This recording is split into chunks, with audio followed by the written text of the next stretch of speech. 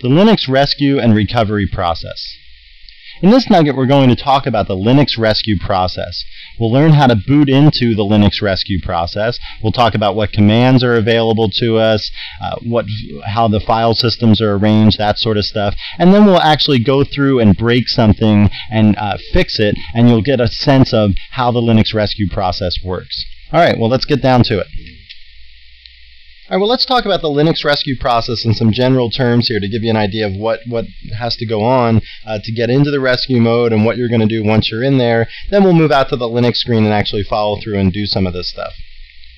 So the first thing is you need some sort of a boot disk, either a floppy boot disk or the CDs that your distribution came on to boot into rescue mode. The floppy boot disk you can create during an installation. That's one thing. Another thing that you can do is that you can actually create it after you've already installed Linux, and I'll show you how to do that in this nugget.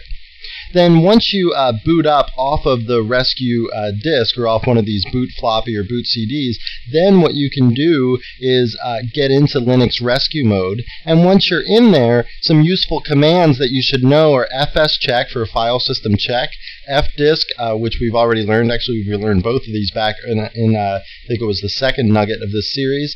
And the file system check has to do with checking and repairing file system. Fdisk deals with partition information, displaying partition information, altering partitions, things like that you can do with fdisk.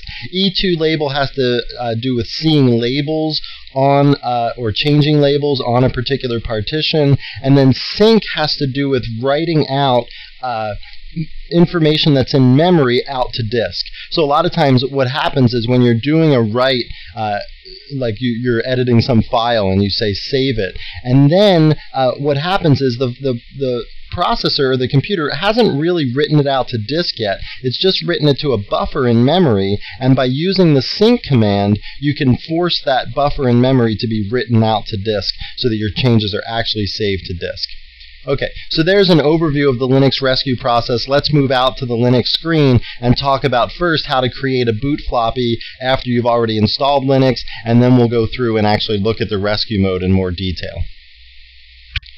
Well, the first thing I want to do here at the Linux screen is show you how to make a boot disk after you've already installed Linux. Okay, so like I told you before, when you're doing the installation, you have a choice to make a boot floppy disk, but perhaps you chose not to do that at the time, or you did it and now you've lost your boot floppy and now you need to make one. Okay, so before we do that, let me just make another note here, is that you can see the machine that I'm on for this nugget is called Nugget Rescue. This is a new machine. I'm not using the same machine that I was using for previous nuggets and that I'm going to use again for future nuggets, because some of the stuff I'm going to be doing in this nugget could cause data loss and stuff. I'm going to break some things, make it so I can't boot into my system and so on, and I just wanted to use a separate system so that I didn't mess anything up in some unfixable way. Okay, so if you're going to follow along and do some of the exercises that I'm going to do in this nugget, then I suggest either installing Linux on some old machine just to practice on, or if you only have one machine at your disposal and you feel like you want to practice some of this stuff, then make sure you have a complete backup of your system right before you undertake this. Okay, so that's our machine Nugget Rescue for this particular nugget, and what we're going to do first, like I said, is make a boot disk. Alright, so first I have to be the root user to do this, so I'm going to switch over to be the root user, and then the command is called make boot disk, okay, and it's in the /sbin directory. So I'm going to just hit enter here, and we'll see the options that you can use with make boot disk. You can look up the info page and see what all these various options are, and you can see the example down here at the bottom. Make boot disk -- device, then you specify the device that is your floppy disk drive, and then you give the version of the kernel that you want to make a boot disk for. Okay, so if you go and do a listing of /lib/modules, you'll see your kernel version number right there. Mine is 2.4.18-14. Okay, so what I'm going to do here is I'm going to make a boot disk. I have to give the path sbin directory, make a boot disk, and then I say -- device. I give my floppy device number, which is FD0, and then I give the kernel version number, which is 2.4.18-14. Okay, so there we go. So now it's going to say, okay, put a disk in that drive. I'm going to reach over here and put the disk in the drive, and then it says press enter to continue or control C to abort, and then I press enter, and now the disk is being created, and it's going to be a boot disk that will boot me into this kernel version number 2.4.18. All right, well, now I want to walk you through a series of screenshots to show you how to get into the rescue mode with Red Hat Linux. All right, so what I've done now is I've shut down my system as it was running before. I stuck in the first disk of my distribution CDs, and I turned on my computer again, and now I'm at the first stage of an installation, basically. If I wanted to install Red Hat Linux in graphical mode, I'd hit enter. If I wanted to install it in text mode, I'd type Linux text. But what I'm going to do down here is type Linux rescue to get into rescue mode. So let me just forward you through this series of screenshots. Okay, so I type Linux rescue down here, I hit enter, and now the system is booting. Okay, this is like just one screenshot of the system booting up. Here's another screenshot of the system continuing to boot. Now it's loading a SCSI driver for my hard disk, because it's a SCSI hard disk. As I move forward, now we're at the stage where it looks like we're doing an installation. So I'm going to be picking a language and a keyboard type and so on, but then it's going to actually put me into rescue mode instead of doing an install. So okay, so I say, okay, I want an English as the language to do this. I have a US keyboard, and now you can see down here it says running Anaconda, the system installer, please wait, and now we're at this rescue screen. Okay, so let's take a look at what this says and talk about what our three options here mean. Alright, so it says the rescue environment will now attempt to find your Red Hat Linux installation and mount it under the directory /mount/sysimage. Okay, so everything that used to be at the top level of your file system before, like the slash directory, like the etc directory was a subdirectory, the user directory, the bin directory, the sbin directory, all those directories are now going to be under mount/sysimage as they used to be. Okay, so it's going to mount that whole file system that we had before under mount/sysimage. So if I just hit continue, then that old file system will be mounted under mount/sysimage, and I can read it, I can write to it, I can change things, and so on. Okay, if I choose read only here, then it will still mount my old file system under mount/sysimage, except that now I won't be able to make any changes to the old file system. I will only be able to read it if I choose read only. I can also choose skip, and that will skip this whole process altogether. It will not mount my old file system under mount/sysimage. It's just going to go into the minimal rescue mode. So continue here, if I hit continue, that's sort of going into what's called normal rescue mode, and if I hit skip, that's going into the minimal rescue mode. Okay, so I'm just going to hit continue for this example, and we can go in and then look around and sort of see what the rescue environment's like, what kind of tools we have available to us, commands we have available to us. Then later we'll break some stuff and we'll come back to this screen and we'll hit skip so that we can then go through and do everything sort of manually by hand, so you can get an idea of the what's involved if you don't have this auto mount your old file system under mount/sysimage. Okay, so like I said, I'm going to hit continue for now. And now it says your system has been mounted under mount/sysimage. So if I just press return here, I get a shell. And when I exit from the shell, the system's going to reboot automatically. Okay. Now there's a command called change root that they're talking about here. So if you would like to make your system the root environment, run the command change root mount/sysimage anytime you want once you're in the shell. And what change root does is it says make the new root of the file system, like the slash directory, make that equal to this directory here that I'm writing. So if I said change root mount/sysimage, then the root of my file system will be sort of the old root of my file system, and I can work from there if I wanted to do that. Okay, so I'm going to click OK here, and now we're at the bash shell. Okay, and you can see it's okay. The system's mounted under mount/sysimage. When it's finished, please exit from the shell, and your system will reboot automatically. Okay, now we're going to move out to the Linux screen to the shell window live again, so you can see me do some of the stuff, and we're going to poke around in the rescue environment and sort of see what's there. Alright, so here we are in the rescue environment. We click continue back at that last screen, so it told us that it was going to mount our old file system under /mount/sysimage. Okay, so let's just look around here a little bit. Let's see what our working directory is. We're in the top level directory, and if I do an ls here, you'll see a bunch of familiar subdirectories: /bin, /dev, /etsy, /live. However, these are not the same directories as those that were in my original file system. Okay, those directories, like we just said, were under /mount/sysimage. Okay, so under mount sysimage, there's bin, boot, dev, etsy, and so on. Those are the subdirectories from my original file system, my actual Linux file system. The ones up above from the actual /etsy directory, for instance, is in some sense like the rescue mode etsy directory. Okay, so if I do an ls of /etsy, that's the rescue mode etsy directory. It only has a handful of configuration files, just like the most necessary ones for rescue mode. Okay.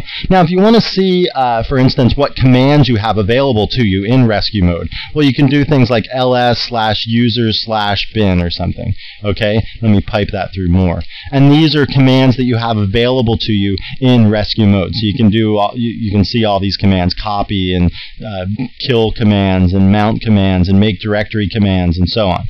Okay. So these are some commands that you have available to you in rescue mode. You can also look at user/sbin. Okay, there's a bunch more commands that you have available to you in rescue mode. And you can poke around and look in the various other directories like /sbin and /bin and so on to see other commands that you have available to you in rescue mode. Okay, so that's a quick little tour of what the rescue mode environment looks like. It's just a really basic shell. You've got the basic set of commands, and your old file system, remember, is under mount sysimage if you chose it to be that way when you went into rescue mode. Now what we're going to do is we're going to break a couple things, configuration files and so on, look at what happens, and then go into rescue mode and fix them.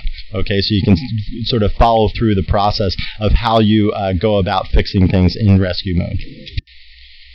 Alright, so what I want to do now is actually break something so that when we go back into rescue mode, we'll have something to fix. So I want to break something that will cause my system not to boot up. One of the things that I can break that'll be easy is the grub configuration file. So grub, remember, is the bootloader, the Grand Unified Bootloader, and we're going to go in there and then alter some of the settings. So let me first become the super user so that I can alter these files. Let's go up to the /etsy directory and let's Emacs the grub.configuration file.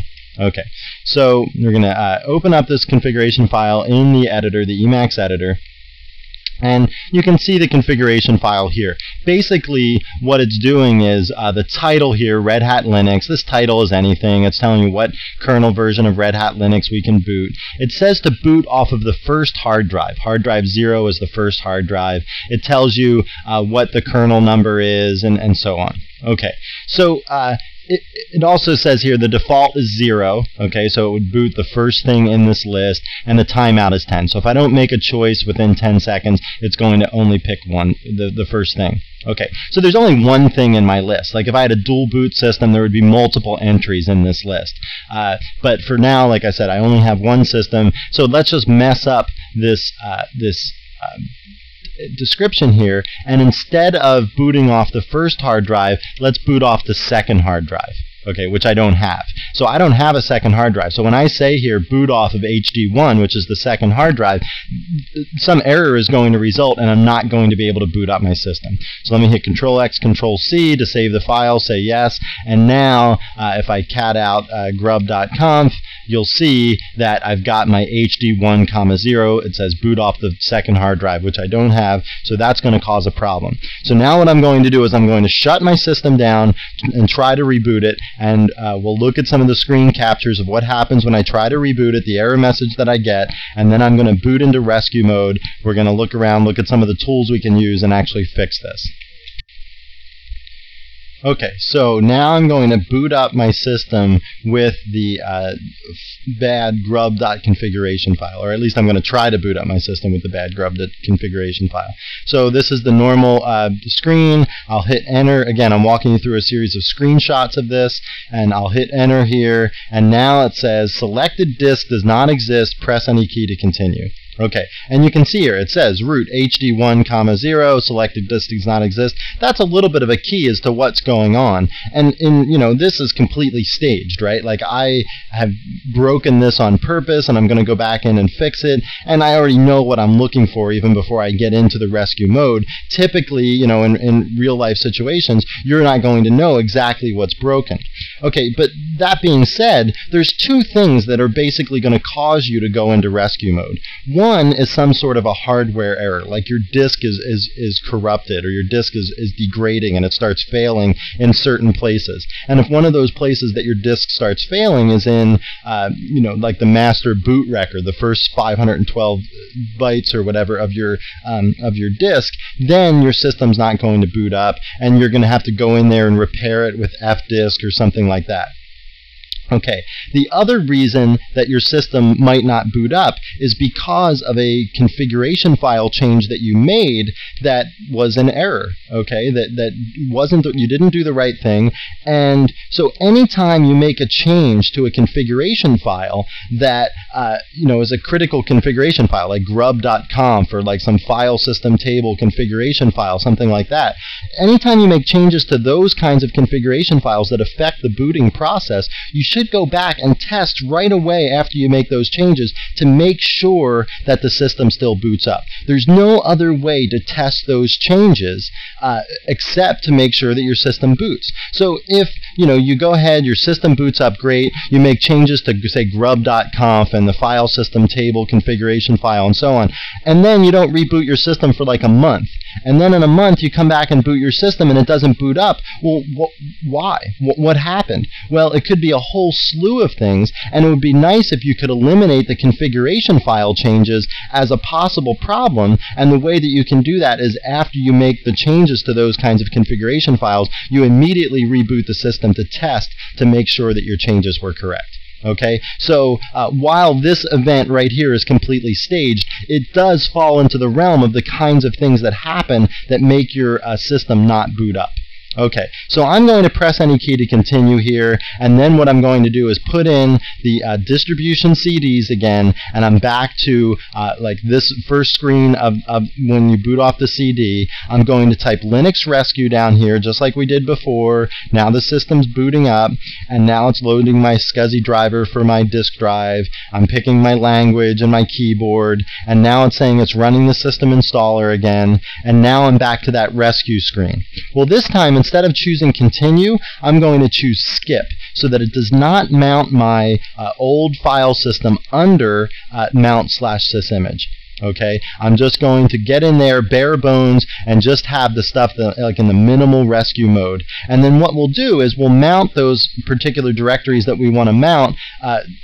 We'll mount those by hand. Okay, and then we'll go through and do that. All right, so I'm going to select skip here, and now here we are at the bash shell in the minimal rescue mode, and it says, notice when you exit from the shell, your system will reboot automatically. Okay, so that's the rescue mode. Now we're back into rescue mode after our system didn't boot. Now let's go back out to the shell screen again and fix the problem that we created, and learn some other stuff about some of the commands that are available to us in rescue mode.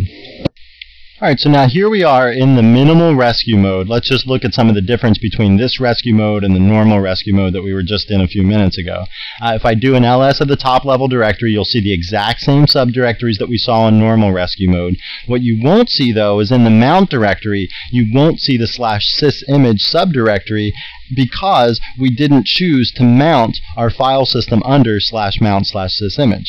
Okay, so that's one thing. That's like the major difference between minimal rescue mode and normal rescue mode. Now, why would you not want to have the system automatically mount your old file system under mount sysimage? Well, one of the reasons why you might choose to do that is because the files, if you're going to do a file system check on a file system, it can't be mounted. So if you suspect that one of the file systems or one of the partitions of your old file system is corrupt and you want to do a file system check on that, then it can't be mounted. So this is the way you would proceed. You would choose skip at the last screen when you were saying whether you want to mount the old file systems or not. You'd get into minimal rescue mode, and then you can do the file system check on those particular partitions that you want to check.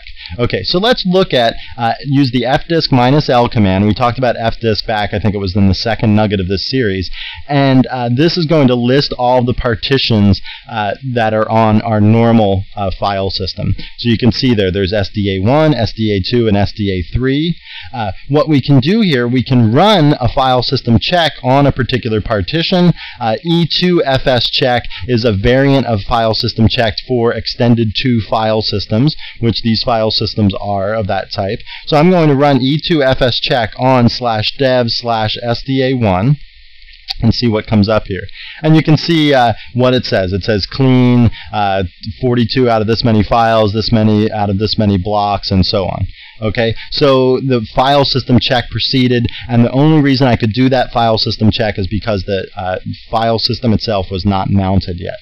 Okay, another command that I talked about before was the E2label command. So using E2label, we can look at /dev/SDA1 and determine what mount point that partition has. So there we do that, and we can see that partition SDA1 has a mount point of /boot. And we can do the same thing for /dev/SDA2.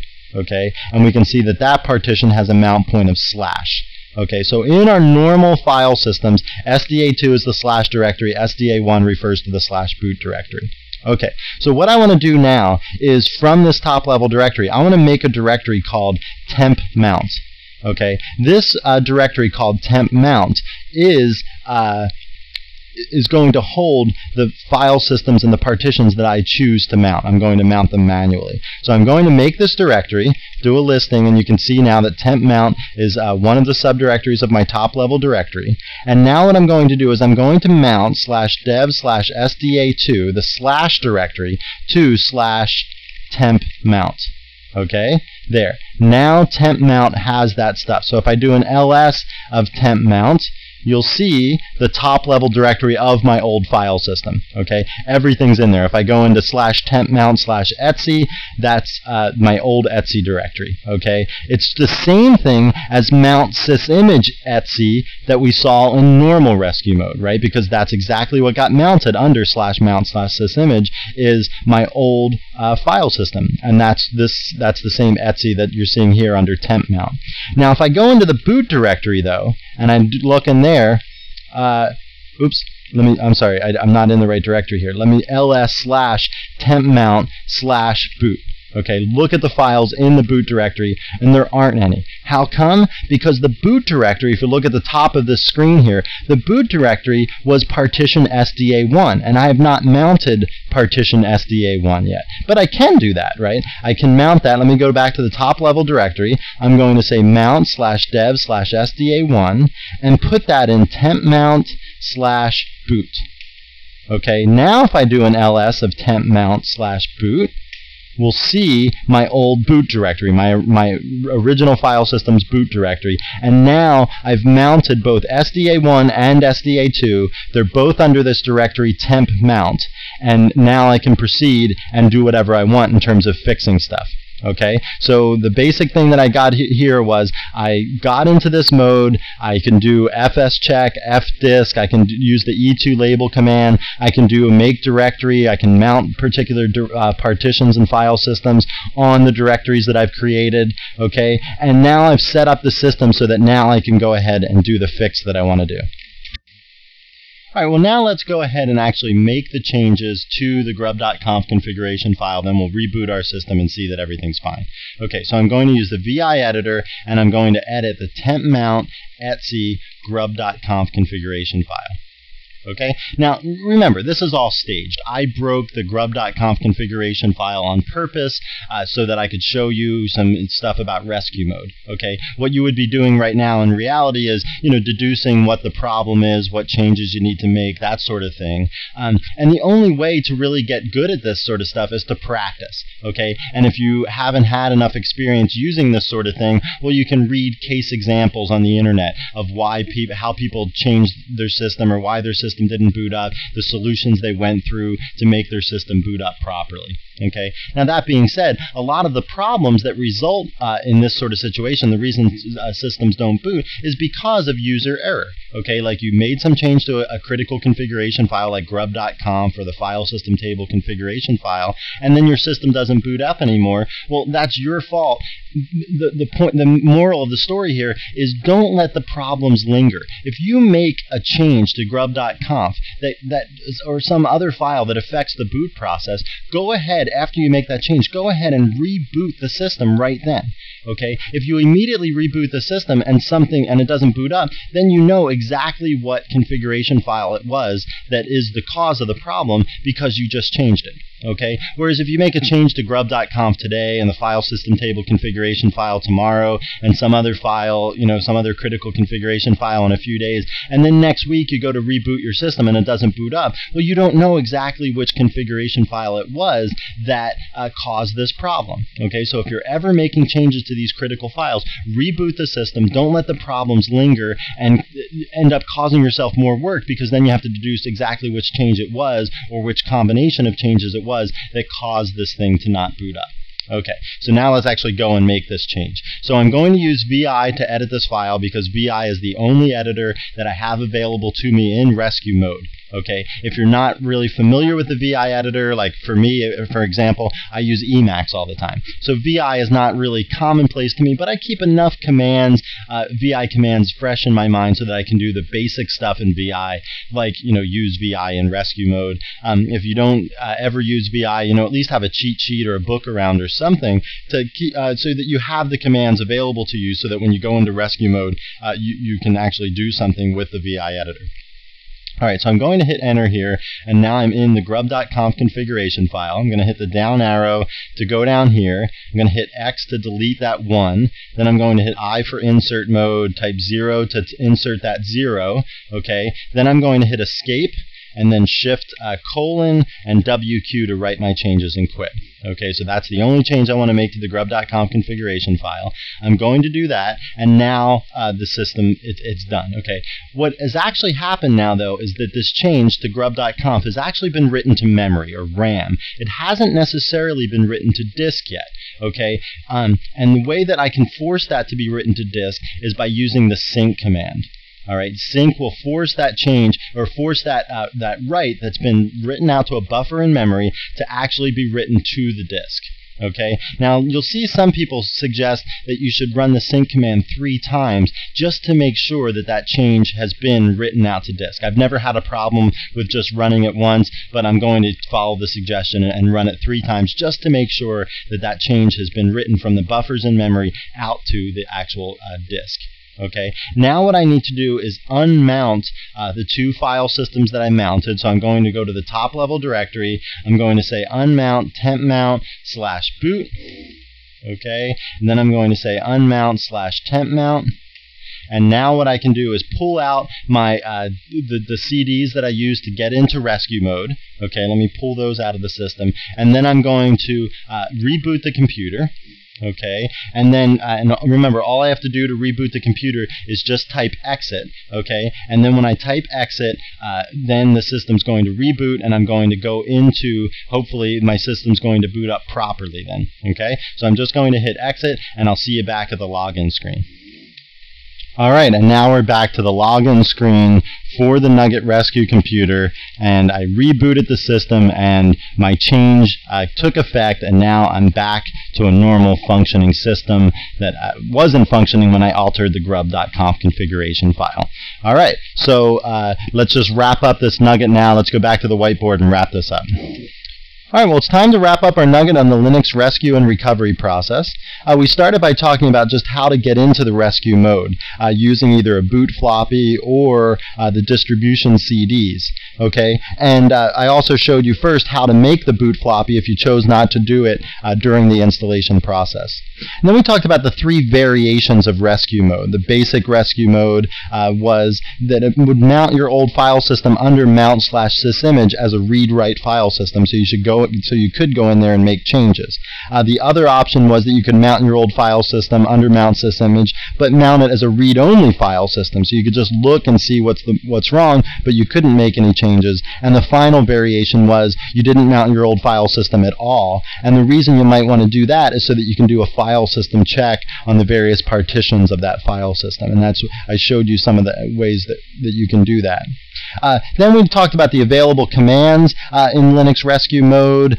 We walked through an example of actually fixing a configuration file and then writing our changes and rebooting the system, and we saw how that worked. One of the commands that you shouldn't forget is that sync command, because sometimes you can make the changes, you can identify the change and make it, but it doesn't get written out to disk because you didn't force the buffer, the memory buffer, to be written out to disk before you rebooted. So keep that sync command in mind, and remember, a lot of people suggest that you do sync 3 times to make sure that you flush those buffers and write them to disk. All right, well, I hope you found this nugget informative, and thanks for watching.